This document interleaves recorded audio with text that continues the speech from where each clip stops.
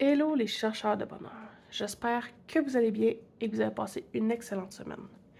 Aujourd'hui, je réponds à une demande spéciale de Cachou Chouchou, j'espère que je le prononce comme il faut, pour un tutoriel pour savoir comment faire un chandail pour votre chien que vous pourrez adapter selon les dimensions propres à votre chien parce que si vous êtes comme moi, n'importe quel propriétaire de pitou, et que vous achetez un chandail à l'animalerie, il fera pas nécessairement super bien à votre chien parce que c'est pas tous les chiens qui ont les mêmes proportions. Donc, je fais un tutoriel que j'espère qui va être clair. Et comme pour chacun de mes vidéos, si jamais il y a quoi que ce soit qui n'est pas clair, n'hésitez pas, laissez-moi un commentaire, je vais faire de mon mieux pour vous répondre le plus clairement possible pour que vous puissiez réaliser vous aussi un chandail pour votre chien. Donc, mon tutoriel va être divisé en 3 différentes parties. Dans la première partie, je vais regarder avec vous en détail les calculs à faire, les mesures à faire pour pouvoir réaliser le chandail de votre chien à partir de la laine que vous voulez. Puis vraiment savoir tous les calculs pour être sûr que les proportions sont le plus justes possible, que le résultat fit à votre chien. Ensuite, je vais vous montrer comment faire un montage élastique pour les côtes. Et ce sera tout pour la première vidéo. Dans la deuxième vidéo, je vais vous montrer comment doubler, comme vous pouvez le voir ici, comment doubler notre col pour notre chien si vous désirez le doubler. C'est pas une obligation, on le fait pour notre chien, donc on le personnalise comme on le veut. Si vous voulez un col simple, vous faites un col simple. Si vous voulez pouvoir ajuster la longueur du col, juste à ne pas l'attacher. Mais si jamais vous voulez le doubler comme moi ici, je vais vous montrer comment le faire pour qu'il reste en même temps élastique puis que vous n'ayez pas de difficulté à l'enfiler à votre chien. Et je vais vous montrer comment faire les augmentations. Ici, je vais avoir réalisé des augmentations en T, donc c'est l'augmentation selon moi qui est la plus simple à réaliser. Je vais vous montrer comment séparer pour l'ouverture de vos pattes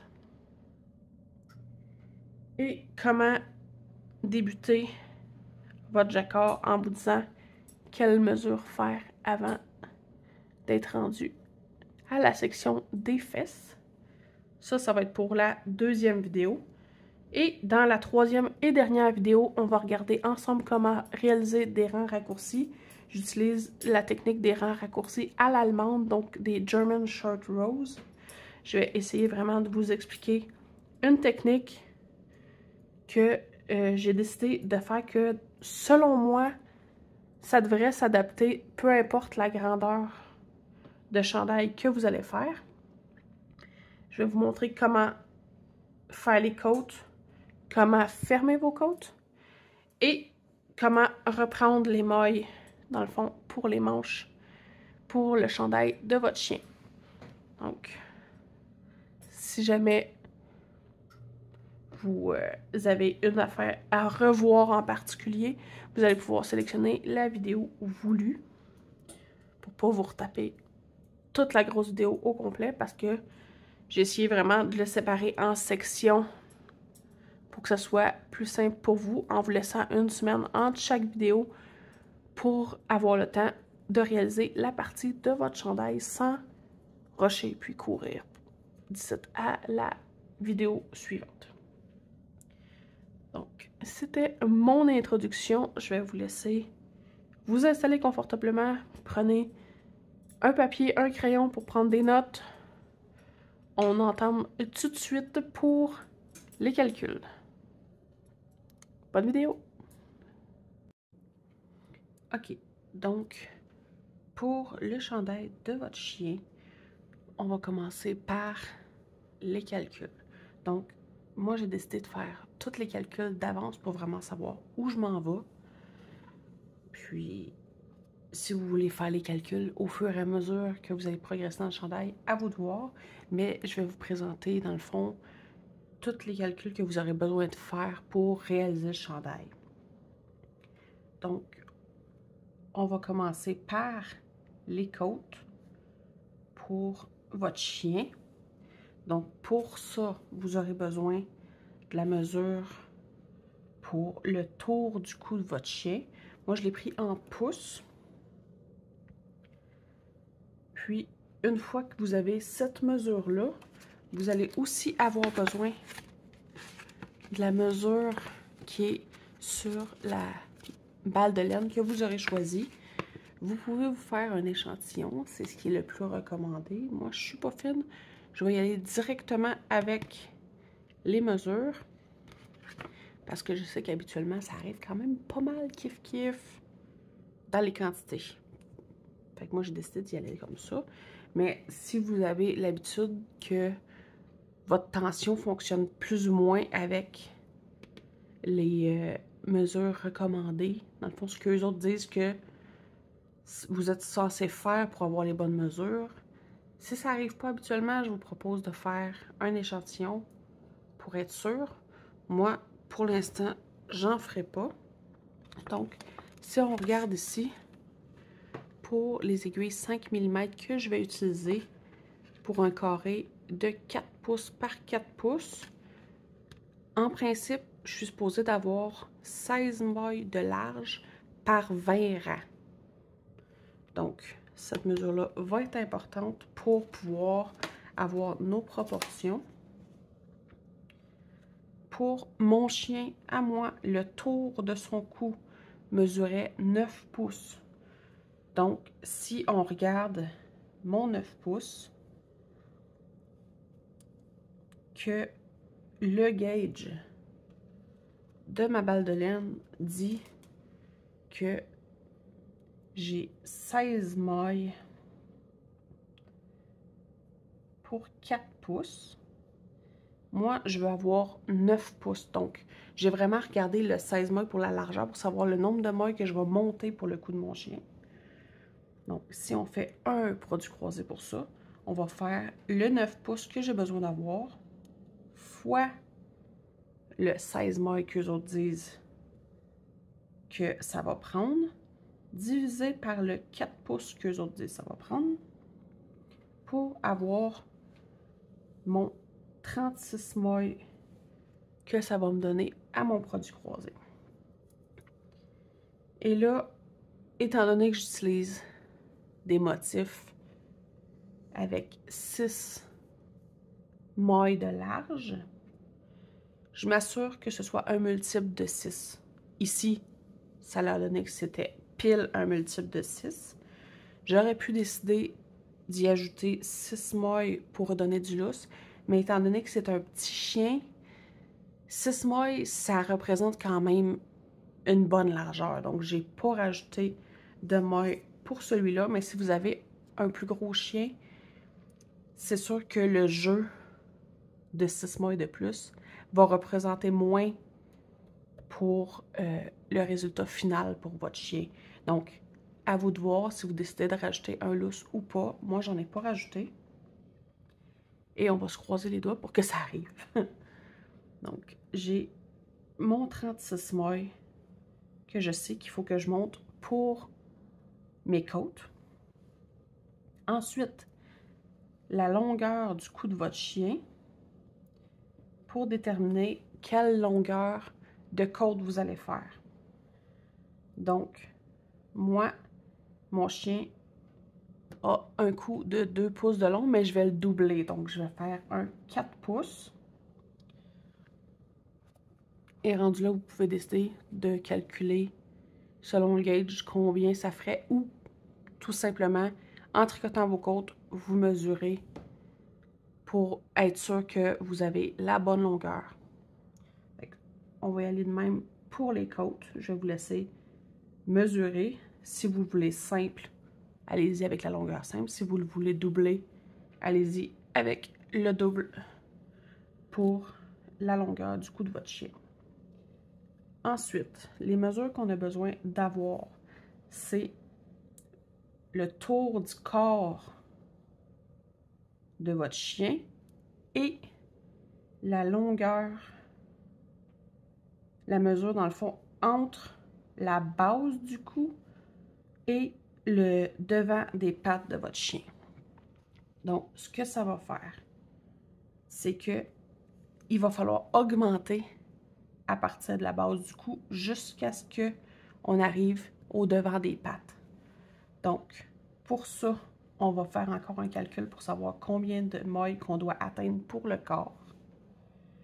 Donc, le mien, pour le tour du corps, mon chien avait 15 pouces de tour de corps. Donc, encore une fois, on veut le nombre de mailles. Donc, on va y aller pour 4 pouces, 16 mailles. Puis, en faisant notre produit croisé, j'ai obtenu 60 mailles, qui est encore une fois pile un chiffre multiple de 6. Donc, je l'ai laissé comme ça. Encore une fois, ce sera à vous de voir si vous, ça arrive pile ou pas. Voir si vous en mettez plus ou si vous y allez vraiment à la limite nécessaire. Et mon chien avait, de la base du cou jusqu'à l'avant des pattes, avait un 2 pouces. Mais cette fois-ci, j'ai besoin de savoir le nombre de rangs pour parcourir cette distance-là.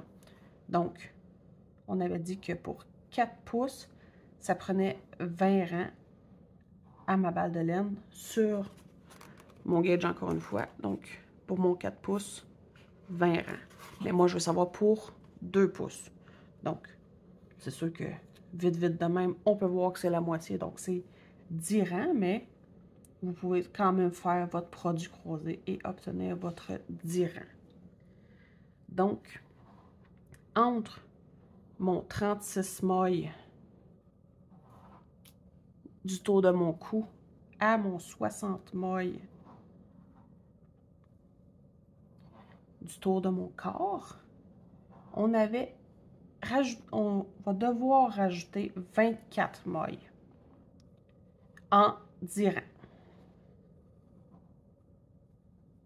24 mailles en 10 rangs. Et là, moi, j'ai décidé de faire l'augmentation sur 4 rangs. Donc, il va falloir, si je divise mon 24 par 4, je vais devoir augmenter de 6 mailles sur 4 rangs pendant mon 10 rangs. Donc, je vais augmenter sur les rangs 1, 4, 7 et 10. Comme ça, sur mon premier rang d'augmentation, tout de suite, quand je vais avoir fini mes côtes, je vais l'augmenter de 6 mailles. Et là, pour être sûr de l'augmenter de façon égale, bien répartie, j'avais 36 mailles divisé par mon 6 mailles que j'ai besoin d'augmenter. Ça me donne 6 sections. Donc, si j'ai 6 blocs de 6 pour faire mes augmentations, je vais augmenter une maille sur 5. Donc, je vais augmenter une maille et je vais faire 5 mailles en droit. Pour ma deuxième augmentation de 6 mailles, je suis rendue à 42 mailles divisé par mon 6. Ça va être 7, mon bloc. Donc, si j'ai des blocs, 6 blocs de 7, je vais augmenter une maille sur 6. Donc, vous avez bien compris que les deux autres rangs, dans le fond, si je veux augmenter de 6 mailles les deux autres, on va augmenter une maille sur 7 et une maille sur 8, le prochain rang. c'est sûr que ça fait beaucoup de calculs. C'est peut-être pas super évident, mais l'important dans tout ça, c'est que vous allez partir du nombre de mailles de votre cou. Vous allez augmenter jusqu'au nombre de mailles de votre corps. De façon le mieux répartie possible. Donc, c'est juste de s'assurer qu'au bout de la ligne, on a le bon nombre de mailles. Ensuite, un coup qu'on a atteint le nombre de mailles pour le corps de votre chien, c'est à cet endroit-là, dans le fond, qu'on va séparer pour les pattes. Donc, si on mesure le tour des pattes avant de votre chien, mon chien avait des pattes de 3,5 pouces de tour. Donc, si on veut le nombre de mailles, mon gauge est de 4 pouces 16 mailles. Mon produit croisé me donne 7 mailles pour ma patte. Parce que, ouais, 7 mailles. Non, c'est 14 mailles pour le tour complet. Sauf que je vais prendre la moitié de ces mailles-là que je vais mettre sur un fil et je vais monter le même nombre de mailles pour le tour de mon corps. Ça va être plus clair quand je vais arriver là. Je vais vous le repréciser rendu à la séparation pour les pattes, mais dans le fond, si j'ai besoin de 14 mailles totales pour faire le tour de la patte de mon chien, je vais prendre la moitié de ces mailles-là que je vais soustraire, dans le fond, au corps du chien pour les mettre sur un fil, mais il faut que je les remonte pour que le corps soit quand même à 60 mailles. Donc, si c'est pas clair pour l'instant, ça va être plus clair plus tard. Restez à l'affût pour les explications parce que cette partie-là est moins évidente. Donc, si je dis que au minimum, j'ai besoin de 7 mailles, je vais m'assurer, par exemple, de donner un petit peu de lousse parce qu'assez souvent, la base de la jambe de votre chien qui est collée sur le corps, dans le fond, assez souvent est moins grosse que la patte. Puis avec les griffes puis tout, on veut s'assurer qu'il n'y aura pas de... ça ne sera pas trop serré pour votre chien, puis qu'il n'y aura pas trop de risque d'accrocher les ongles dans la laine puis de risquer de blesser votre chien. Donc, on va essayer de donner un petit peu de lousse. Mais là, reste à savoir où est-ce que je vais faire les ouvertures des pattes de mon chien. Donc, on a un 60 mailles pour le tour complet du corps de mon chien. Et là, j'ai besoin d'ouverture pour ses pattes. Mais je ne peux pas diviser en deux puis mettre les ouvertures de chaque côté parce que on sait très bien que les pattes du chien ne sont pas comme nous sur le côté du corps. Ils sont plus sur le devant du corps. Donc, j'aurai aussi besoin de la mesure entre les deux pattes avant. Donc, mon chien avait une mesure qui est super pratique de 3,5 pouces entre ces deux pattes avant, donc un 14 mailles. Mais là, comme je vous disais, je veux donner un petit peu de lousse sans pour autant déplacer trop, dans le fond, les ouvertures des pattes de mon chien. Donc, si j'ai 60 mailles totales et que je mets, admettons, un 8 mailles au lieu de 7, c'est pas une grosse différence, mais comme je vous dis, étant donné que mon chien il est plus petit et que j'ai besoin de moins de mailles pour le tour du corps, une maille, 2 mailles va faire plus la différence pour un petit chien que pour un gros chien. Si ça aurait été un gros chien, une maille, ça fait pas bien de différence là, sur le résultat final. Donc, c'est vraiment proportionnellement pour s'assurer que ça fonctionne. Puis, j'ai décidé, étant donné que je mets 8 mailles pour les ouvertures, je vais aller chercher mes mailles supplémentaires sur le devant du corps du chien. Donc, les ouvertures, ils vont être plus grandes, puis l'espace entre va être un peu moins grand, mais les ouvertures ne seront pas plus sur le côté, ils vont être plus sur le devant du chien. Donc, ça me laisse un 12 mailles à l'avant et un 32 mailles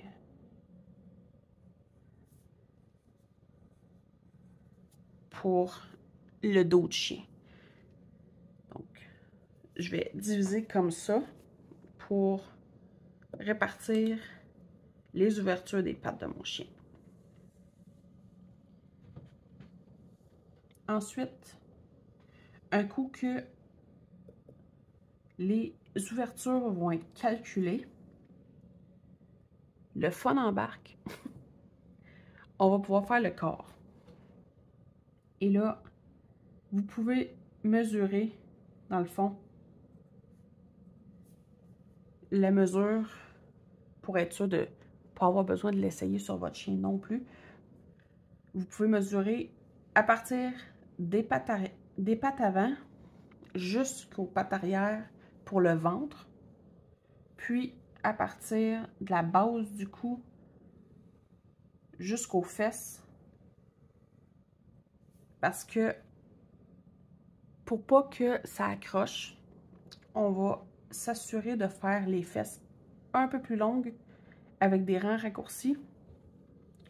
Puis, comme ça, la bédaine va rester un peu moins longue pour pas que le chien s'accroche dedans.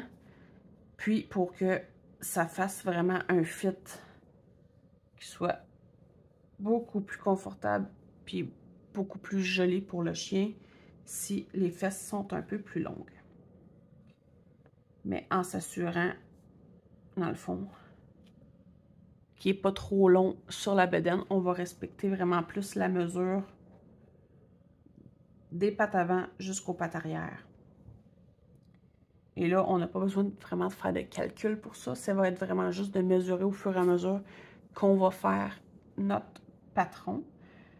Puis, le motif, comme là, moi, j'ai décidé de faire des petits cœurs, puis un petit motif pour combler, dans le fond. Je me suis dessiné ça sur des grilles 6 par 6.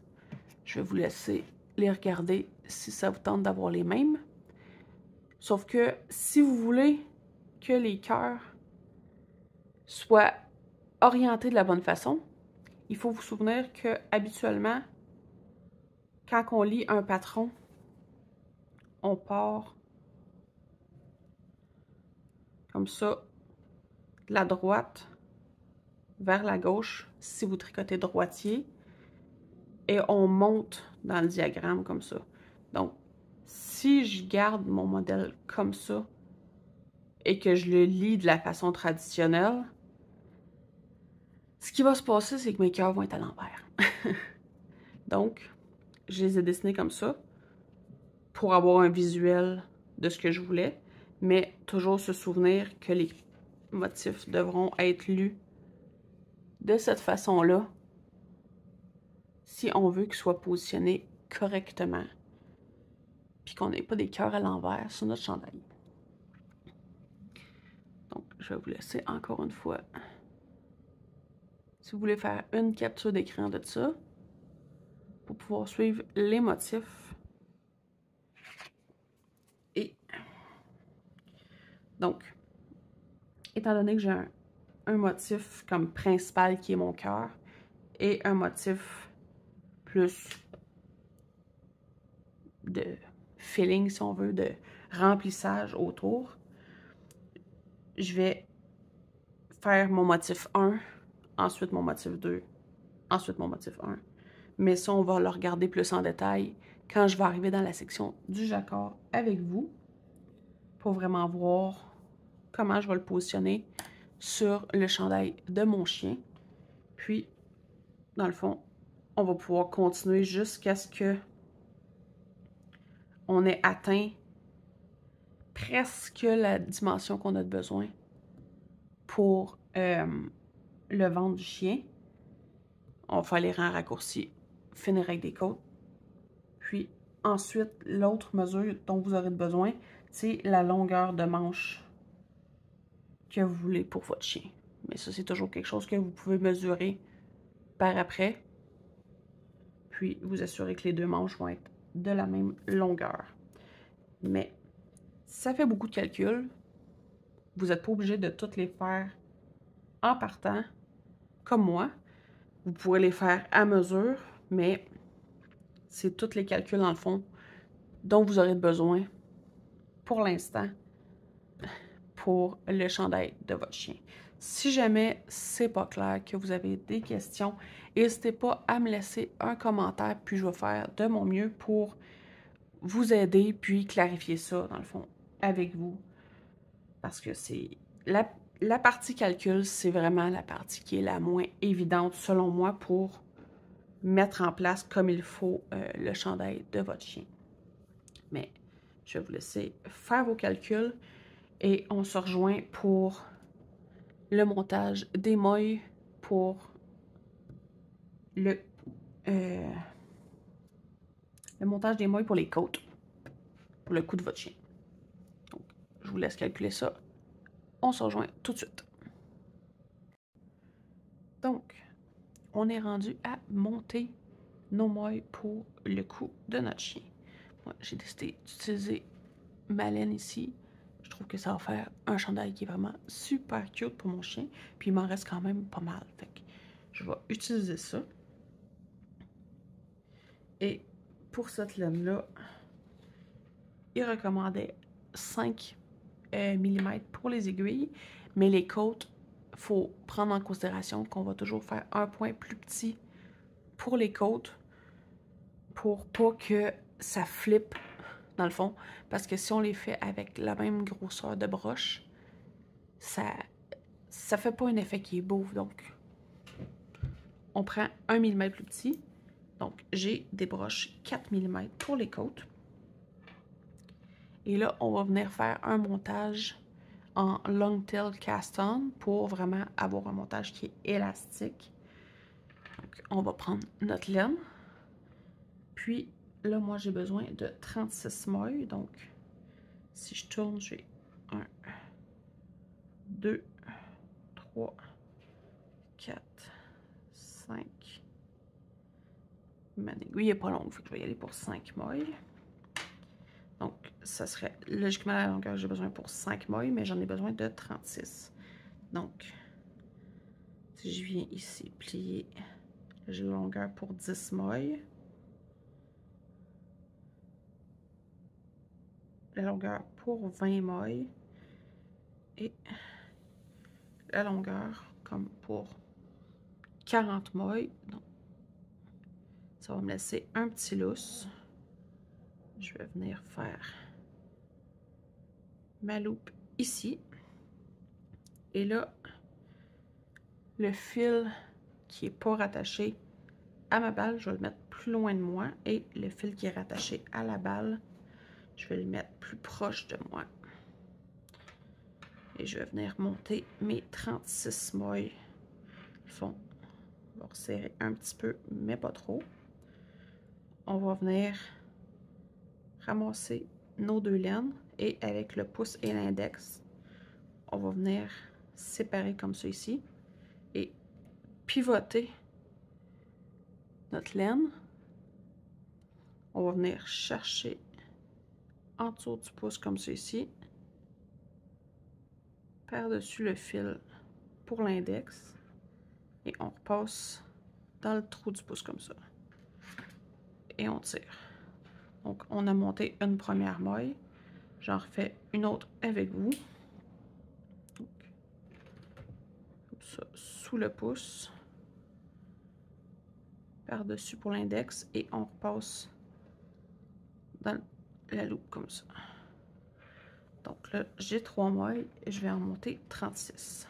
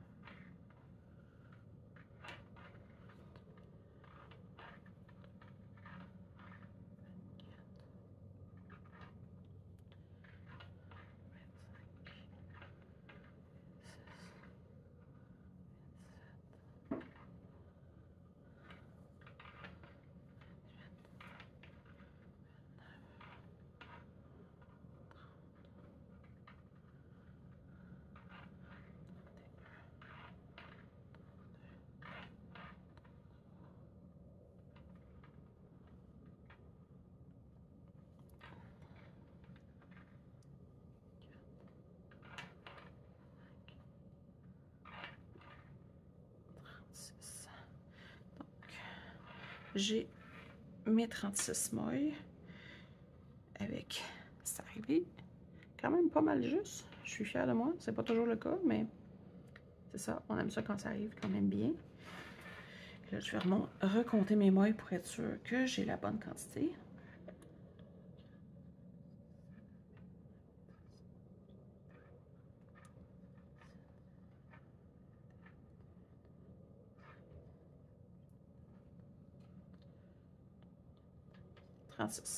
Parfait. Et là, moi, j'ai mis mes mailles sur un câble de... C'est 8 pouces, si je me trompe pas. Parce que j'en avais vraiment pas beaucoup à monter, mais c'est vraiment de voir, dans le fond, la quantité de mailles que vous aurez à monter. Vous aurez tout de même besoin de changer, puis les remonter sur un fil, soit plus petit, soit plus grand. Mais vraiment, vous assurez que il fit quand même pas super bien. Là, ils vont être un petit peu étirés sur le premier rang, probablement. Mais ça devrait se replacer pour les prochains rangs. Et là, j'ai encore oublié de me sortir un marqueur de maille. Fallait bien que j'oublie quelque chose. Donc, on va avoir besoin d'un marqueur pour marquer le début de notre rang. Un marqueur.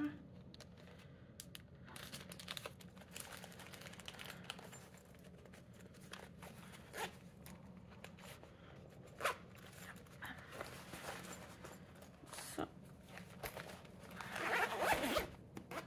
Okay.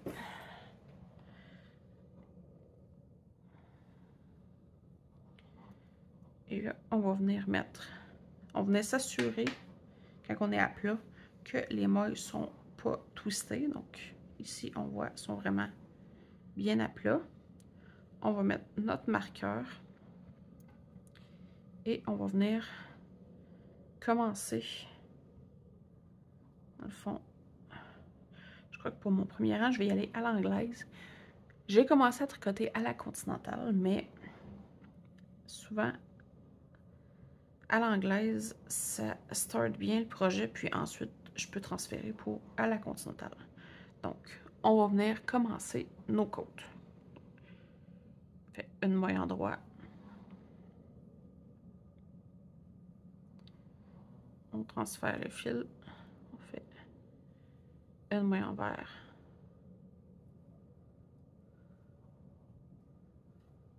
On transfère. Une maille en droit. Et on continue comme ça, une maille envers, une maille en droit. Tout le long pour notre premier rang. Donc, je vais vous laisser faire, dans le fond, vos côtes.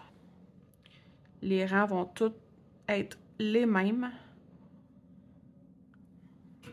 jusqu'à ce que vous ayez la longueur voulue, dans le fond, selon vos mesures, pour avoir soit un, dans le fond, un col simple ou un col doublé. Et ensuite, on va pouvoir voir qu'est-ce qu'on fait pour les augmentations du corps. Donc, je vais vous laisser faire vos côtes. Et, dans le fond, ça va être tout pour le vidéo de cette semaine. On se revoit la semaine prochaine. La semaine prochaine, je vais vous montrer comment je fais pour doubler, dans le fond, le col pour mon chien. Parce que moi, je vais le faire doubler. Mais je vais vous montrer comment attacher votre col doublé en le tricotant et non avec une couture. Ce qui va faire que le col va être beaucoup plus élastique. Puis, ensuite, on va pouvoir attaquer les augmentations pour le corps. Mais sur ce, je vais vous souhaiter une excellente semaine. On se revoit la semaine prochaine avec un col prêt à entamer l'étape suivante. Donc, bonne semaine tout le monde. On se revoit la semaine prochaine. Bye!